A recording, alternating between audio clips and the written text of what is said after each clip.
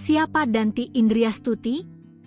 Cucu Soeharto dukung kakek dipahlawankan, anak Mbak Tutut pernah nyalak. Sosok Danty Indriastuti Purnamasari mendadak muncul setelah persoalan gelar pahlawan nasional untuk Presiden Soeharto muncul.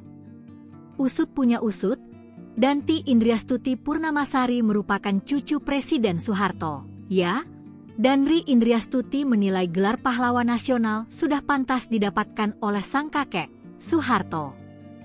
Dilansir dari Kompas.com pada Minggu 9 November, Danty Indriastuti menyebut, masyarakat Indonesia sudah merasakan dampak pembangunan tersebut, sehingga menurutnya, masyarakat harus mengapresiasikan hal itu juga.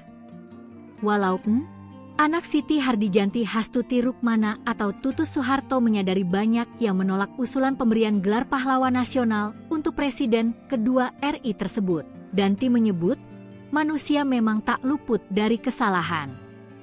Menurutnya, perlu melihat seseorang dari hal positif yang pernah dilakukan. Di sisi lain, latar belakang Danty juga menarik untuk disimak. Dikutip dari Surya Malang yang terbit 13 Juni 2024, Danty merupakan politisi dari Partai Golkar.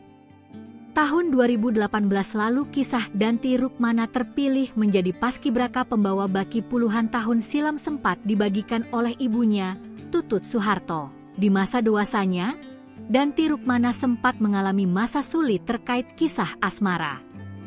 Danty Rukmana harus menelan pil pahit berulang kali gagal dalam pernikahan. Tak hanya itu, ia sempat mengalami kasus penipuan hingga merugi 2 triliun rupiah. Pada perhelatan pemilu lalu, ia juga maju sebagai caleg dari Golkar. Danty Rukmana mencoba peruntungan dengan menjadi caleg DPR RI Dapil DKI 1 Jakarta Timur. Ia pun aktif berkampanye untuk mendulang suara. Selain itu, Danty juga aktif mengelola yayasan bernama Danty Indriastuti Purnamasari, DIP Foundation. Yayasan itu merupakan organisasi swasta yang fokus dalam melakukan berbagai program kemanusiaan dan pembangunan berkelanjutan di Indonesia. Danty juga menjadi konten kreator dan memiliki akun YouTube yang banyak memuat video kuliner.